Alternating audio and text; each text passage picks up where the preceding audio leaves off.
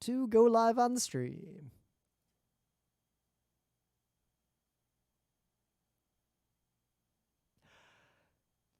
It's Wednesday, December 15th, 2021. I'm Rim.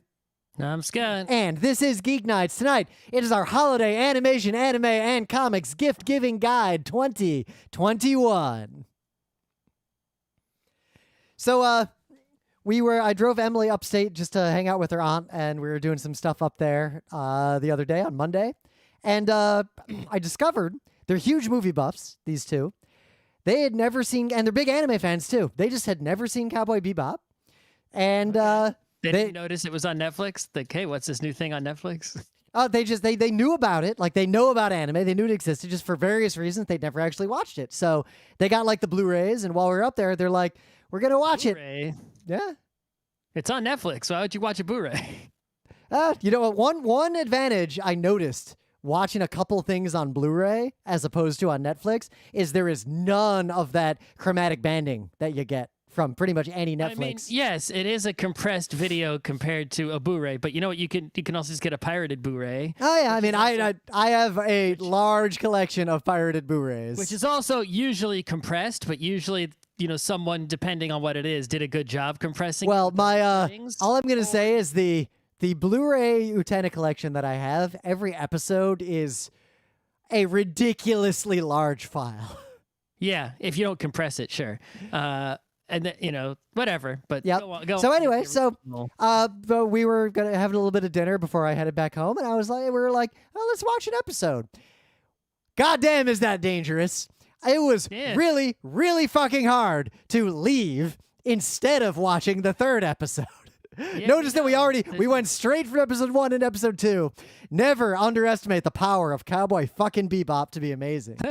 Why would that's not news? I know. I guess I forgot. Like when we were at RIT that one time. How could you forget? And we were like, Pete. Do you think we made it up when we said it? Yeah, we were like, Pete, you never seen Cowboy Bebop? What the fuck? And we learn your lesson.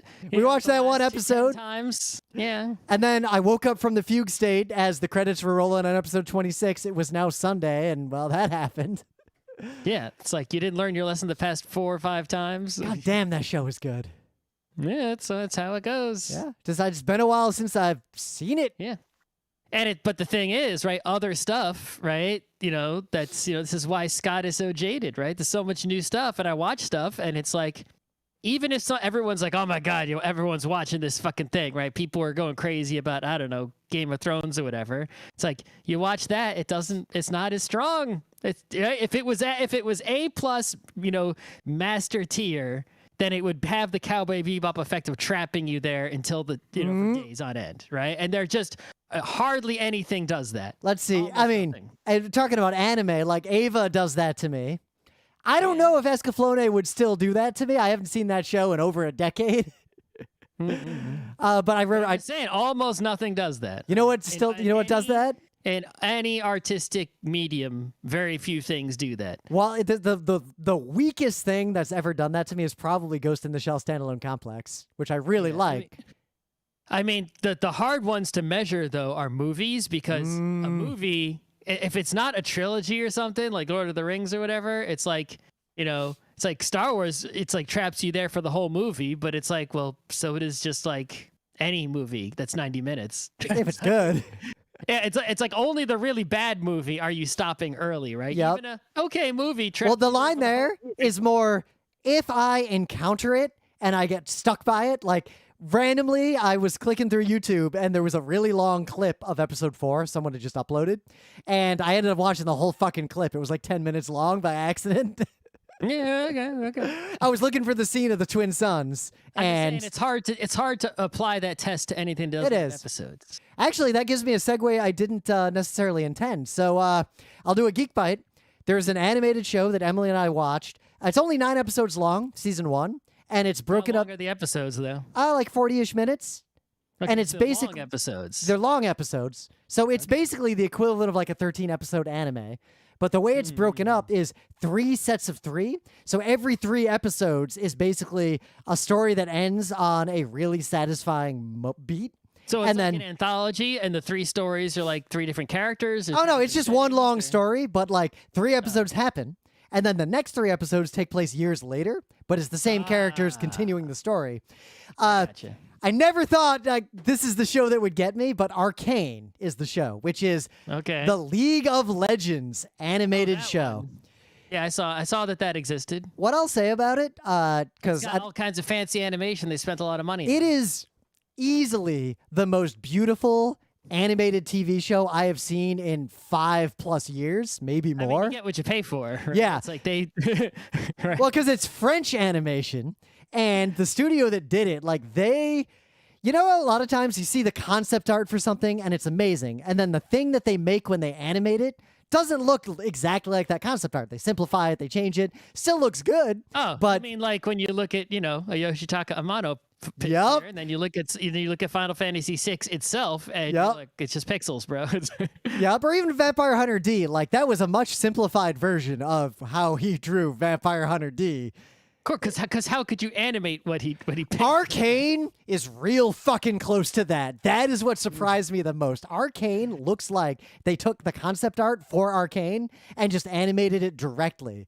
It looks it is so beautiful to watch. But independent of that, I'm going to say right now, it is the best animated TV show I've seen in at least 5 years. Oh, that came out in the last 5 years, or that you've seen in the last 5? That I've seen in the last 5 years. Okay, maybe more. So even if you watch something like last year that happened to be old. Yep. This is still. It is. It trapped us. This is why it was a good segue I didn't plan. This is one of those situations where expectations were exceeded. We were like, all right, let's watch that LOL show. I heard it's really well animated. We're like, all right, we'll just watch it. Let's watch an episode.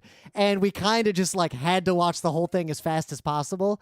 And now we gotta wait till 20. No, you don't know anything about League of Legends. Nope, I know zero about League. I didn't know the name of a single character in League of Legends. I also don't know the name of a single character, and it doesn't matter at all. This is just a standalone. I'm sure that if you do know about League of Legends, though, it's probably greatly enhanced, it is. Right? You know what it would be like if you know League of Legends? Imagine if they made. I'm trying to think of what would be a good example of this. Like some property, like Prince of Nothing. Say they made a Prince of Nothing anime, and most people had never read the book, and they didn't know anything about it.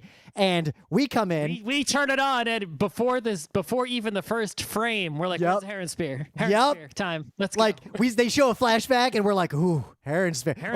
Or you see a character, like, I bet that's a Kamian when he's young. You know the LOL people are doing that, but I'll say all I'm going to say, because I'm only geek biting this, is it is one of the best animated shows I've seen in recent history. It is A+ tier.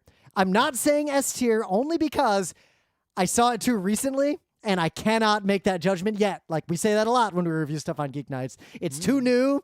A lot of things that feel like S tier fade to A tier with years. So I gotta wait on that. But this was so good that I recommend anyone watch it. You need to know nothing about League of Legends, nor will you be interested in League of Legends after you watch this. You don't even need to know the video game exists. It is a fantastic story. The characters are good. The pacing is fantastic. It moves fast. Every time you think, kind of like with Dragon Prince and a couple other shows, where every time you think the show is going to fall into some trope, like, oh, I see where this is going. Like, nope, time skip, or nope, the plot is like the characters talk to each other, resolve the obvious conflict, and move on to the much more interesting conflict, like, immediately. It's like if you took a Blades in the Dark game and crossed it with a fantasy world, and it's hard to express how much I like this show, and I encourage everyone to watch it. All right, so another anime news, right? So Belle came out. We still haven't seen it yet. It's going to be in theaters next year, I think, January. Yep. The tickets are on sale now. There's like 1 or 2 days of showings. I think one's an IMAX day, and the others are regular. It's still hard to escape the fact that even though I don't put a lot of stock in reviews, it's hard to avoid that there's no negative reviews of this movie. Like, not one. Yeah, I've also heard that somebody watched the movie on one of those online film festivals and pirated it from there, and you could get that pirated version to watch at home. But I'm sure shortly after the screening, if you're still not comfortable or it's still not safe to go to a movie theater, wherever you live soon when it screens, I'm sure it'll play again at some point, right? Oh, yeah.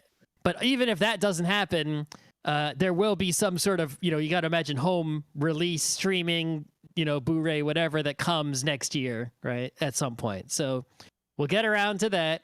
But in other anime movie news, Makoto Shinkai, the third anime movie guy, fourth, third. I can't get it. So we got a poster here. It shows a door with some moss on it and a reflection of a sky and a sky with a bunch of clouds.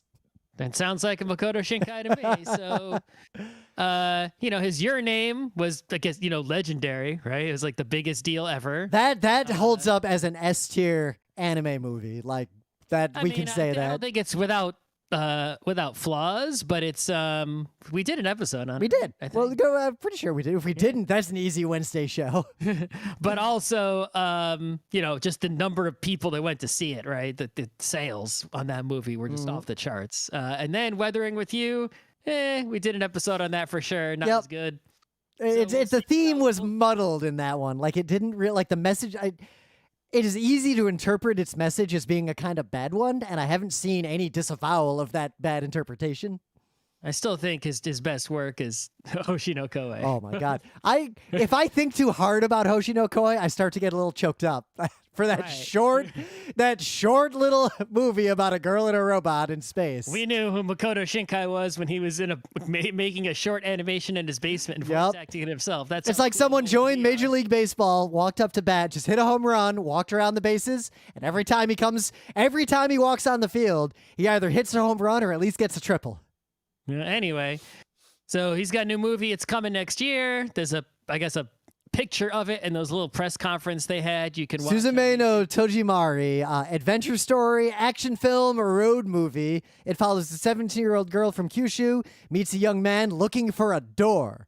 They find a door in the ruins of the mountain, and all hell breaks loose. Okay, not bad. At least it's not looking for a door and you find it at the end. It's looking for a door. Oh, we found it. Yeah. They find the door. The plot is they find the kids looking for a door. Yeah. They find the door. There's a door on the movie poster. The door is clearly going to be one of those situations where it is both allegory and the literal reality of this movie is my expectation. Yep.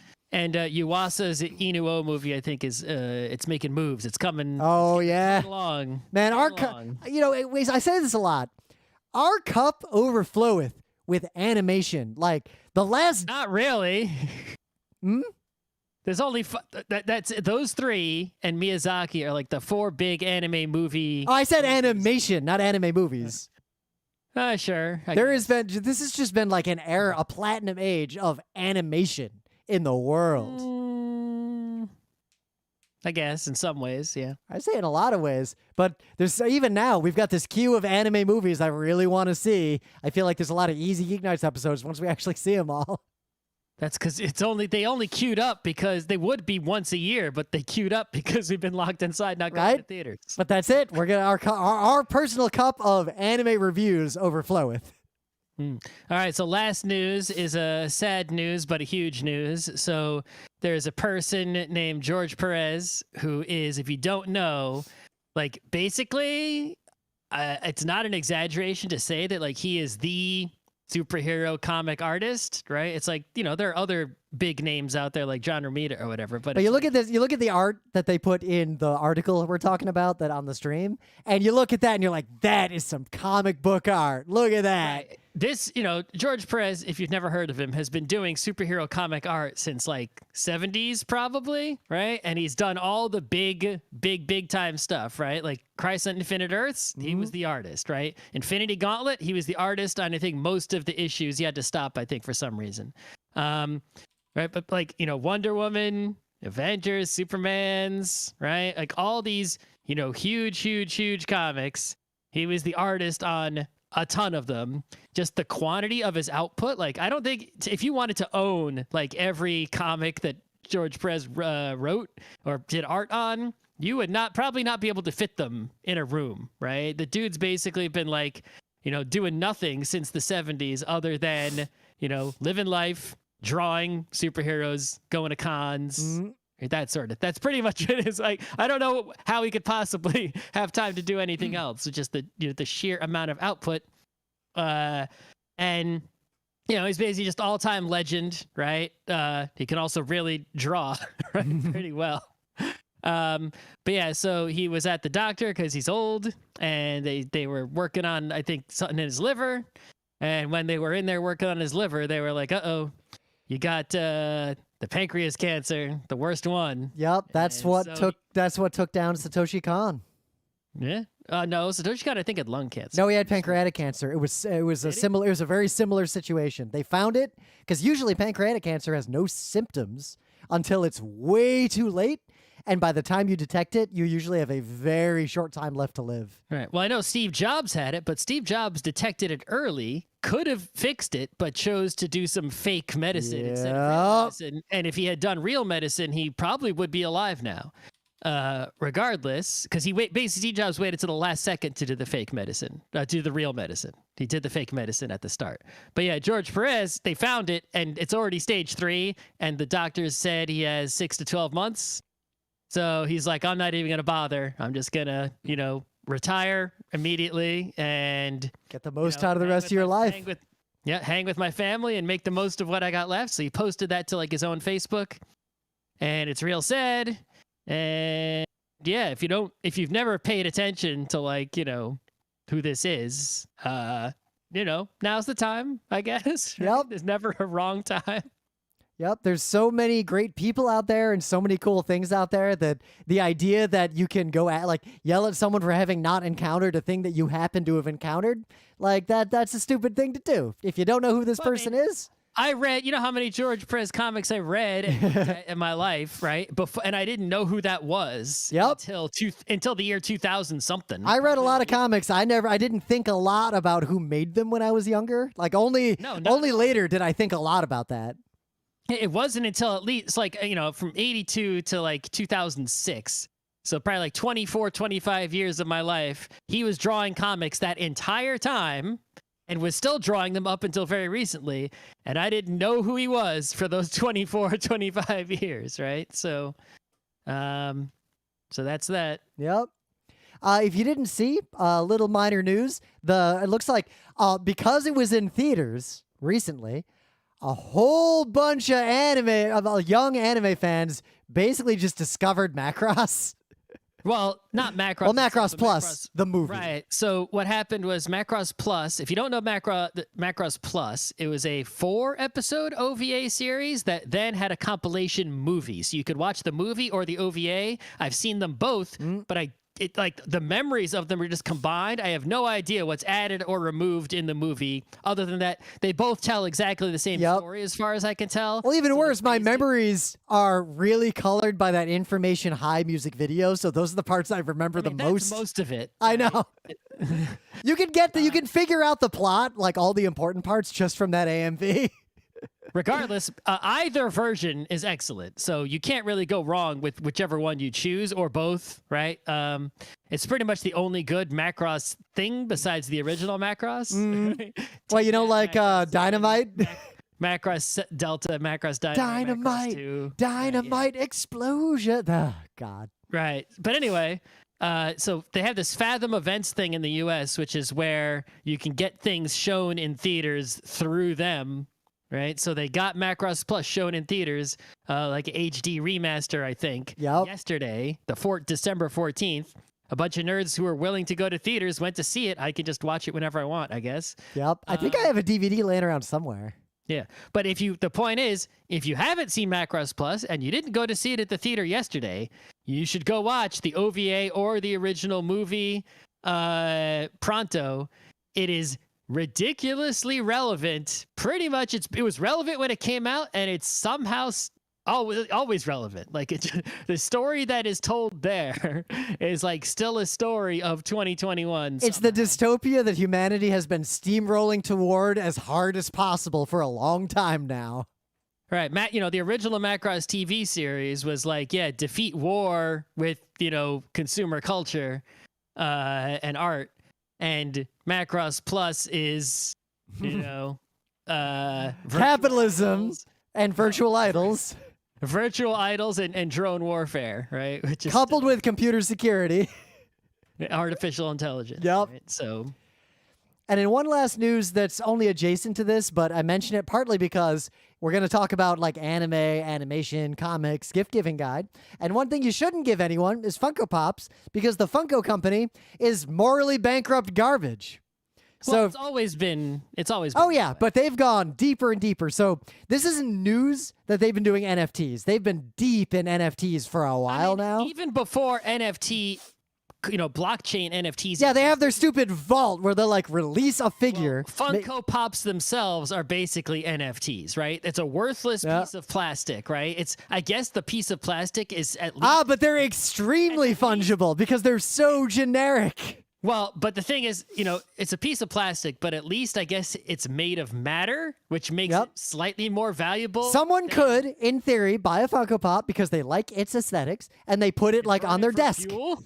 Or put it on their desk. It's no worse than like I have a little Goomba statue just sitting on my desk at work. Sure, I personally think though that Funko Pops are ugly and derivative, cool. Really like bland design.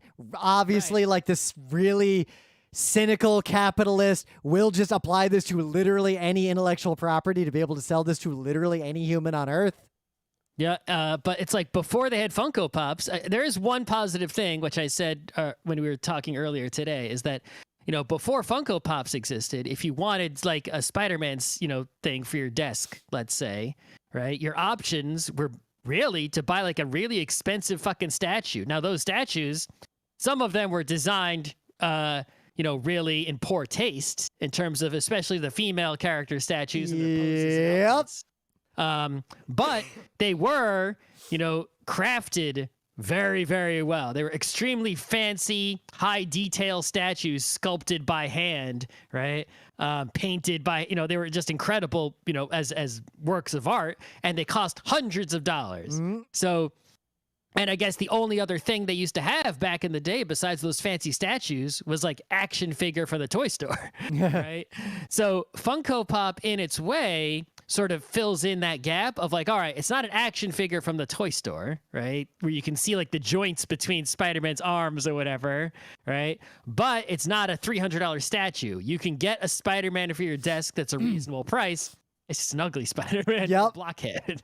But Funko Pop also does a thing where they'll release one of these figures, but they always do these limited runs, and then they say it goes into the vault. They'll never release it again because they're trying to get collectors to freak out and, get addicted to collecting these things and artificial scarcity and all the kinds of things that come out of capitalism. It's not any different than like, it's like, hey, Magic might reprint a card or whatever. Yep. But it's like everyone can tell which one was the first edition and which one was the reprint, right? So it's like even if they do come out, make more Funkos, right? People can tell because it has to be mint in box, and then you can see the box will be different on the newer print, so you can tell. Yes, that one was reprinted. You can see that that's the 2021 version, not the original 2010 version. Therefore, it's worth less, right? So what they've done now is they have transgressed on so many lines with this one thing that they did. They've got their bullshit NFTs. NFTs are a scam. I don't think anyone listening to the show thinks otherwise, though we both did have to shut down that crypto bro who wanted to like work with us on game design, who reached out to us on Twitter. That could have just been somebody who, searched on Google and found Dude emailed me. I can forward you the email. Okay. Well, he emailed you specifically and not GeekNights? Remember the tweet? He was like, Rim! Okay. Anyway, so Funko Pop is because they have NFTs. They're making an NFT of Bob Ross, the chill painting guy. I hope you know who Bob Ross is. If you don't, you're about to discover a wonderful world if you go Google for Bob Ross. What a just paragon. But I was thinking about like watching a Bob Ross episode and trying to paint on my iPad whatever he was painting and see what happens. Oh, that could be fun. Paint for shit. I can't even draw. So they're making this NFT, but on one hand, that sucks because NFTs are a garbage scam and everyone who is involved in that ecosystem is just scum of the earth trying to destroy the planet. There is nothing salvageable at NFTs. 2, it's Funko Pop, so they've made a bland, tasteless, capitalist, normalized version of Bob Ross as an NFT. 3, Bob Ross's whole thing was the destruction of scarcity.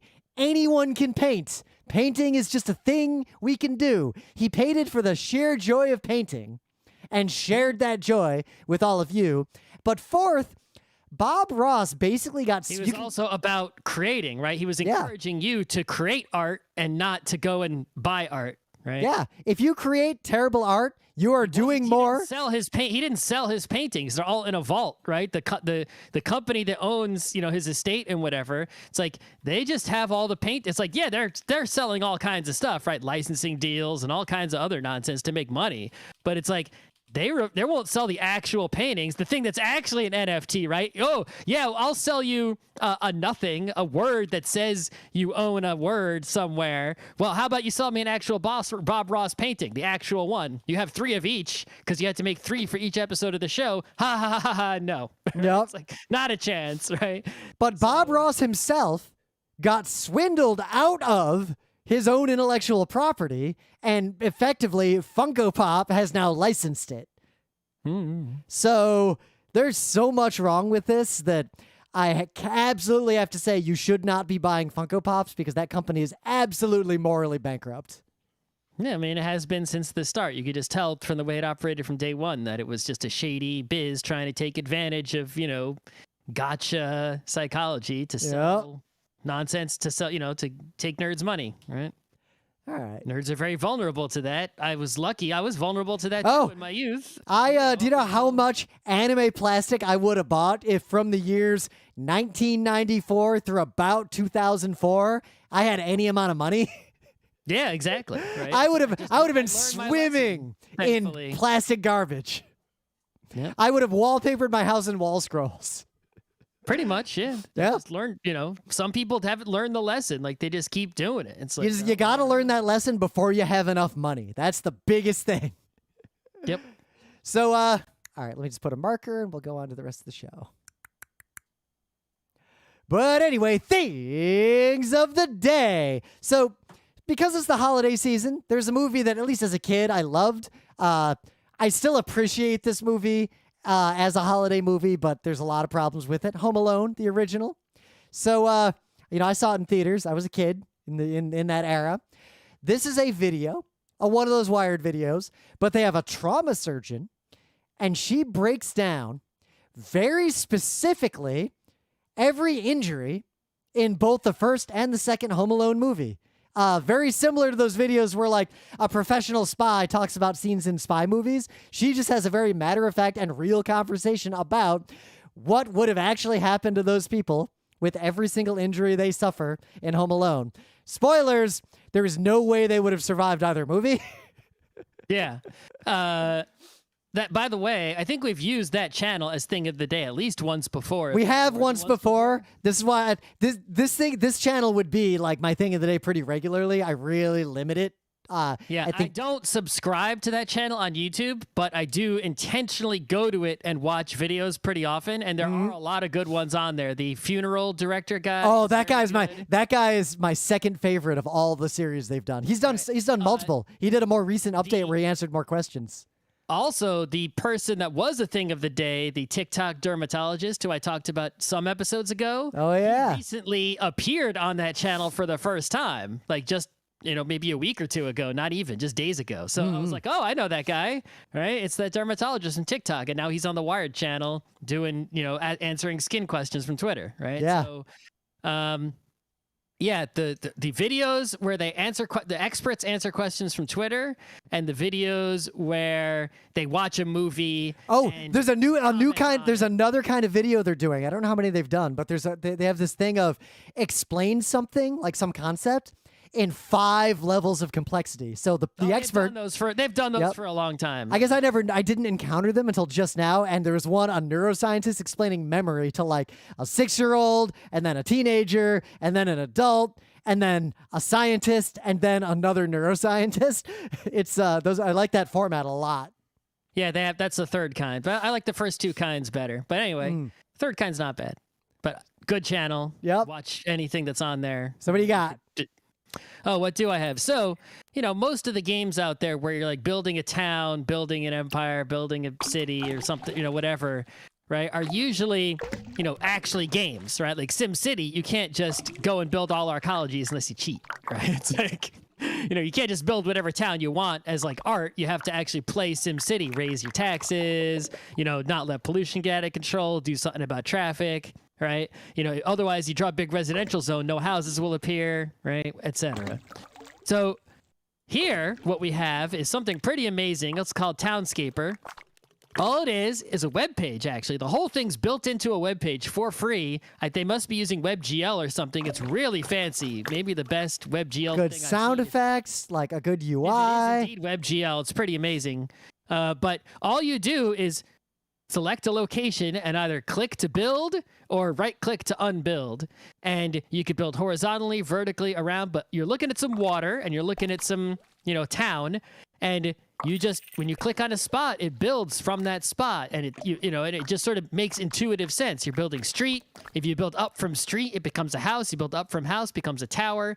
You build a bunch of houses adjacent to each other, it becomes like a big, larger building as opposed to a single square, right? You build something that overhangs, a big metal support comes out and goes into the water, so on and so forth. And you could just build to your heart's content, like, to create an artistic scene, right, of a island town in the water that looks really nice, and it's a lot of fun to play with, and really quite a impressive thing to develop in a web browser, technologically speaking. So, all right, in the meta moment, the Geek Nights Book Club book, The Tale of Genji. I'm steamrolling through it now. It says I've got 20-something hours left, and I'm reading, I'm trying to read at least an hour plus every day, which I've been doing since I'm not working or anything. Yep. So I'm probably going to make it next year, early next year for sure. I don't have any work excuse to stop me.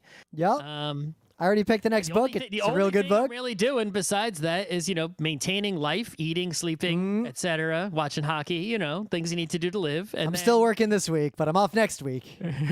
And then I'm working on our new website, which is coming along. And that's pretty much all I'm doing with my days inside here, not working for money, at least. I'm just getting paid because PTO. Yeah.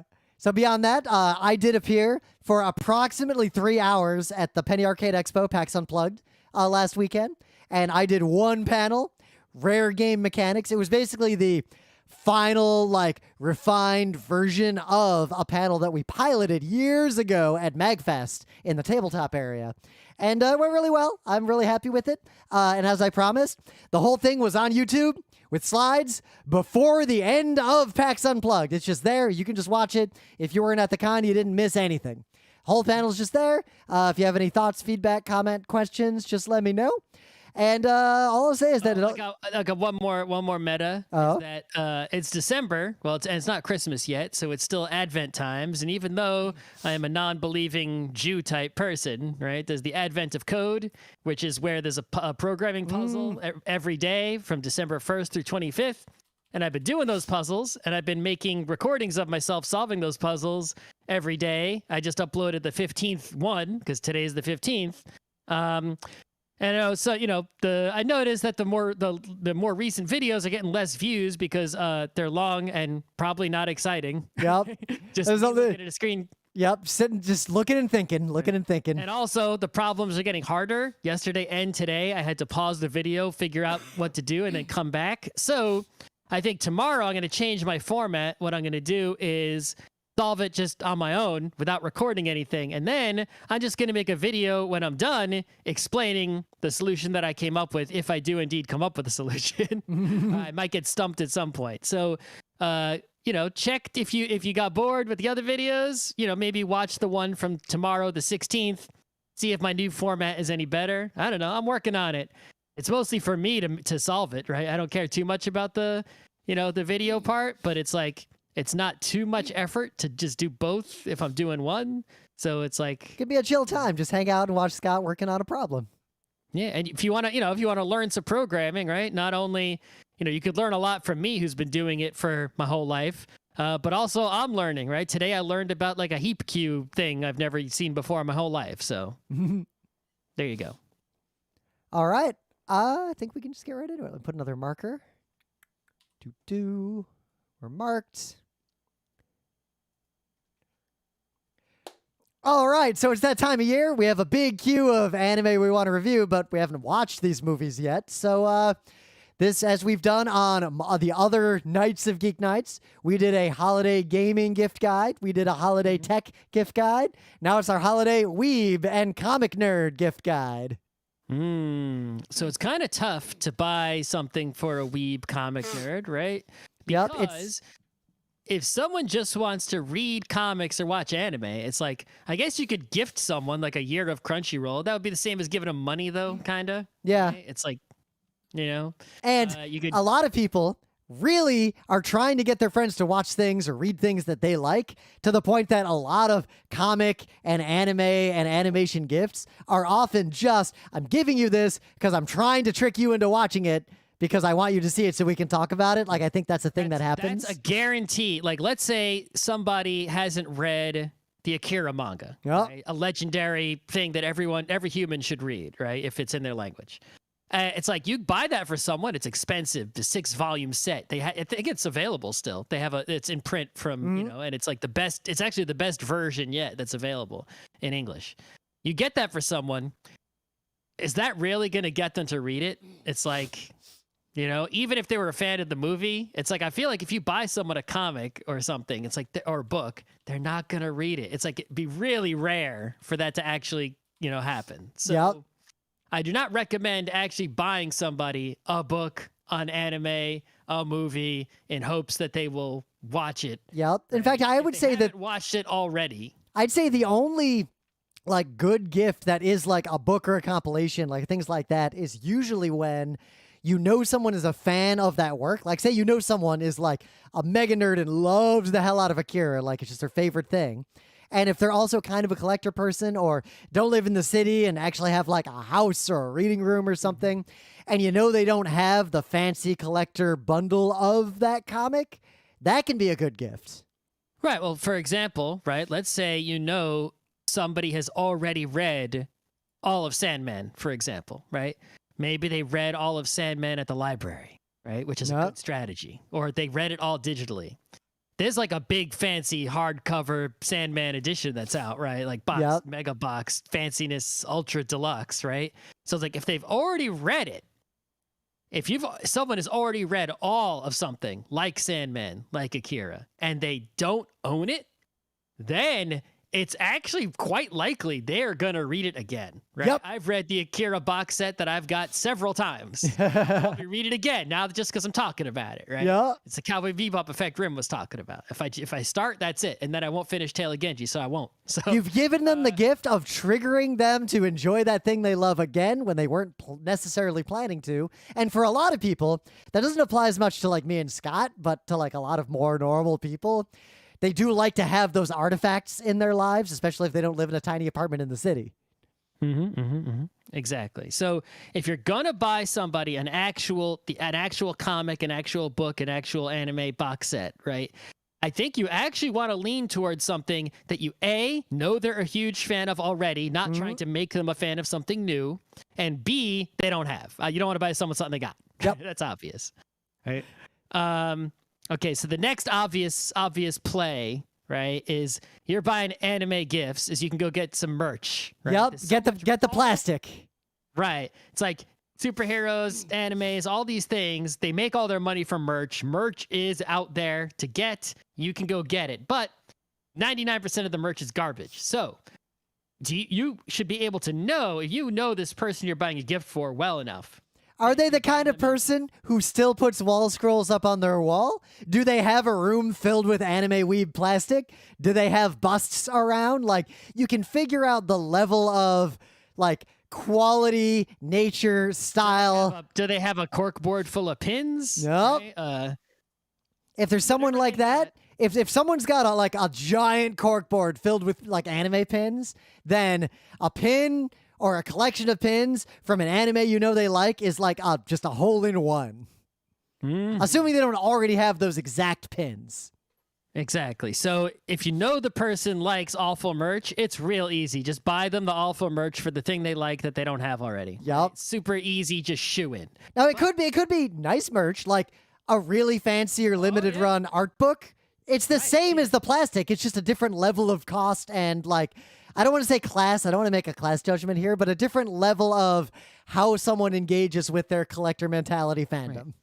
Well, of course you could, right? Like I was going to say, if it's someone who's not into the cheapo garbage merch, you could go and find the rare merch, the special merch, the thing they didn't even know existed, right? The thing that's merch, but is also a useful thing. Just the other day, I was looking, the Instapot. An Instapot is something that almost everyone is going to want to have in their kitchen. It's a very useful, high quality. I love the device. shit out of ours. Right. They have Star Wars Instapots right now. They got an R2D2 one. They got a Darth Vader one. I'm not even selling for them, right? It's like they didn't pay me for this. But if you got a Star Wars fan on your hands, right? Well, how about a Star Wars Instapot? If they don't have an Instapot, right? Yeah. It's like you can get a gift in another useful category of object, right? That has nothing to do with nerdiness, but you get the nerdy version of it, and suddenly you're in business, right? Hello Kitty, they got Hello Kitty fucking everything, right? Yep. They got Pusheen everything. Almost not as much as Hello Kitty though. Now, what I'm really a fan of, like in my opinion, and among my set, the gift along those lines that's the best is the one that's either very high quality or is subtle. Like a tie that just has the anime girl like just on it in the center. That's like. I'm sure there are people who like that kind of thing. That's not my bag. But like the tie that's very subtly the Nerve logo, but like tasteful, subtle. A person who doesn't know wouldn't recognize it, but a person who knows recognizes it. I like that kind of style. A tie clip that has a Rainbow Dash cutie mark on it. Yeah. Oh, some Rainbow Dash cufflinks would be like an A+ gift. Right, exactly. So, we like that stuff, but there are also other merches out there that are like, the exclusive, rare, really clever, perhaps limited, perhaps not merches, usually imported oftentimes, right? For example, there was like a big hype on the internet recently. There was like that Gengar backpack, right? Oh, yeah. So something like that. It's like really high quality, really fancy, really clever. There's something special about it. It's not just a normal old everyday, plastic toy. I mean, right? the It's best gift in that space is the merch that the person would like, but either don't know exists or wouldn't be able to get on their own. Yep, exactly. So, and the thing is, if somebody is into the cheap merch, like they're just a kid, they love all the merch, even if it's, the plastic nothing, getting them the fancy one is still going to work, right? It's just, I figure, why get the fancy one if that person will be satisfied with the not fancy one? Why blow the money, right? Yep. Spend the money commensurate with what it takes to make the person happy, right? The I think receiver happy. Especially, going back to something you said earlier, for like a superhero underwear pervert type comic fan in particular, if they've like read all of X-Men, but they have like floppies laying around and they're not like, even if they are a collector, if they don't own those big compilation books specifically, those I've seen, like we said earlier, be a trigger of, well, I read all of the original run of X-Men again. Yep. Because they're not going to be getting out like their original that they've got in their like plastic case somewhere. But if you get them that like modern print, they're probably going to read it because they don't actually want to go get out 40 floppies to read that same story. Right. Now, in terms of like collectible stuff, right? If someone likes to collect things, super easy. Just get them whatever the thing they collect is. They'll always want more of it forever. They haven't learned the lesson yet. Just like grandma who collects those spoons. Exactly. What if they have learned the lesson? What if you want to buy something for me, literally, right? Well, think about this. Even someone like me who learned the lesson, they collected something in their past for sure if they're a nerd. 99% chance they collected something in the past, right? Yep. So if I was going to buy something for Rim, right? Rim, who collects nothing, right? And wants to get rid of all the things in his house. You know what I could buy Rim? I could go out on eBay and get Rim a mask action figure from the 80s, right? Yep. And just that would totally one. work. Because I'm not collecting them. But if I had just one, I would never buy that on my own. But if one appeared as a gift, he'd be sitting on my desk at work. That's right. Right? If I got Rim like a mask Funko Pop, he'd throw that shit right in the trash. Yep. Huck it at someone in the street. It's like you could come to me and you could be like, you could buy, I used to collect like superhero cards in the 90s. If you went on eBay, there is still plenty of like unopened boxes and packs of those cards. Oh, yeah. Get like one booster pack. Yeah. Just one. It would cost you like $5. get like one pack of like Marvel superhero card series 3. Fuck, I just imagined how fun it would be for about 5 minutes to take like one of those old unopened packs and just open it and read all the cards. I got over that. I don't want 1,000 of those cards, but I wouldn't. I thought about it, and I was going to spend the money, and then I just went on YouTube and watched someone else open them. Ooh, that's a pro move. And then I saved my money, and I saved my space in my apartment. Anyway, so you could do something like that. All right, so obvious next thing you got to do when you're done with the official merch is you got to go for the fan merch. Go to your artist alley, go look at who was in the artist alley at the convention, and go to their website, go to their Etsy shop, go to their Instagram, and figure out where their shop is. Right? Maybe they have a Kickstarter even. Just like we said in our other episodes on this topic of buying gifts during the holidays, commissioning art of the thing they like from an artist who has a cool style is like the A+ gift. Like that is S tier gifting in the modern era, 2021. Yep, just fine. Or a lot of the artists out there, especially the bigger ones, they know it's holiday season. That's their only job as artists, right? I think it's a little too late now because it's already December 15th. But a lot of them, it's like they make specific news designs for the holiday season, expecting you to buy them as gifts.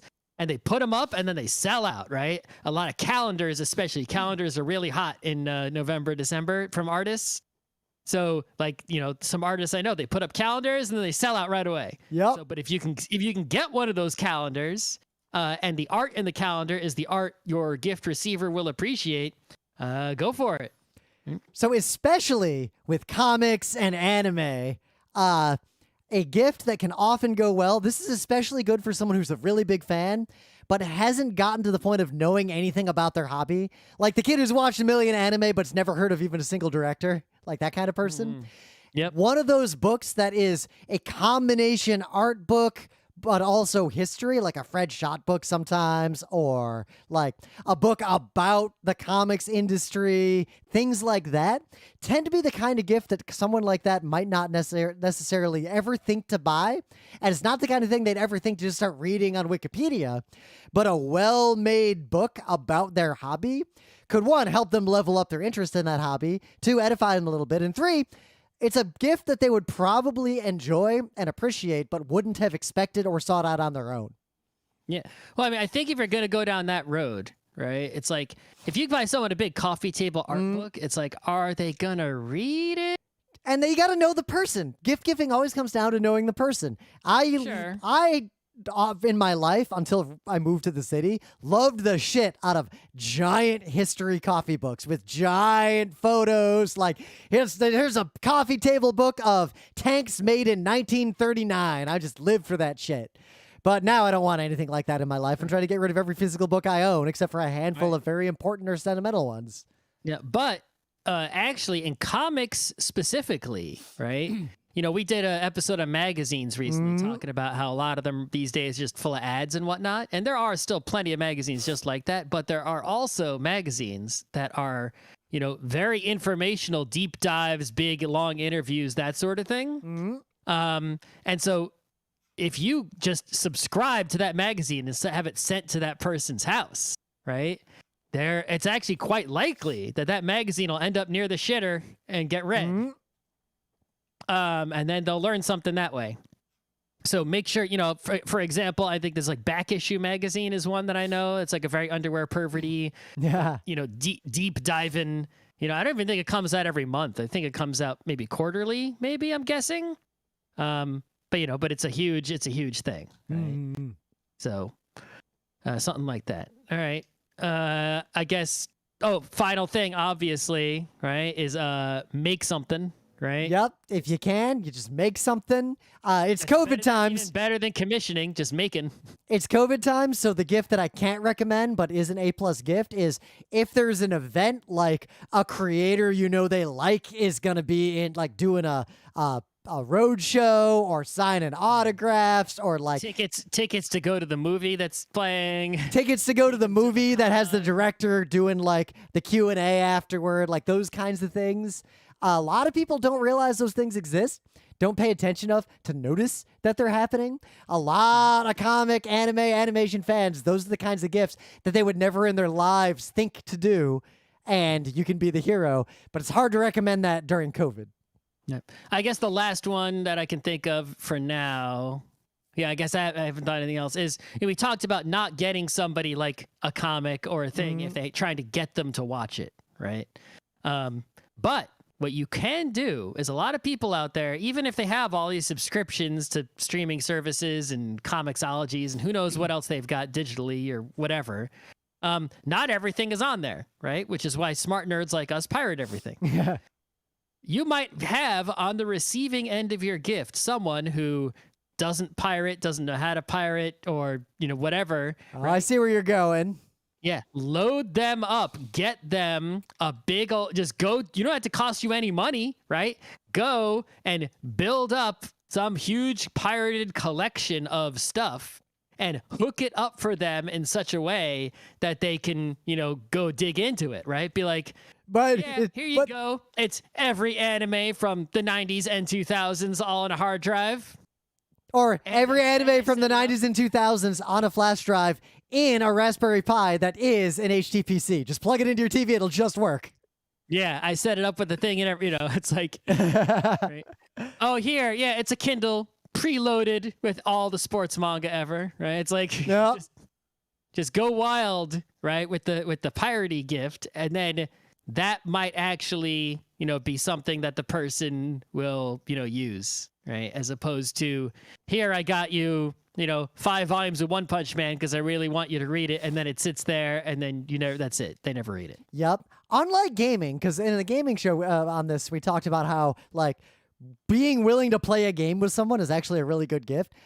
I've seen people posit this idea before. I don't think being willing to watch something with a friend as a gift that you weren't already willing to watch except as a gift, that does not play the same way with a media you watch as opposed to a game.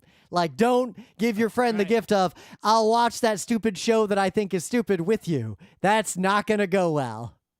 Yeah, that's, it's like what... That is an insulting gift. Right. Well, not only that, but it's like, what kind of friend, if you end up enjoying the show, and you should have just watched it on your own, you were wrong. You should watch Arcane. Right. No, you should watch Arcane, Scott.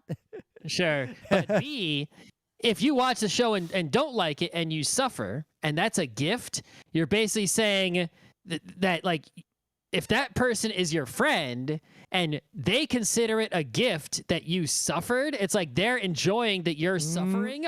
Is that really your friend? Why are you, right? It's like, why are you willing to suffer for someone who enjoys that you suffer? Yep. Right? Well, it's also more, usually when you suffer for them, it's like for their sake, like, I worked really hard to get money to pay your medical bills so you don't die. Not, I suffered so you could watch me suffering and you enjoyed it, unless you're into that sort of thing. But assuming that's not the case, right?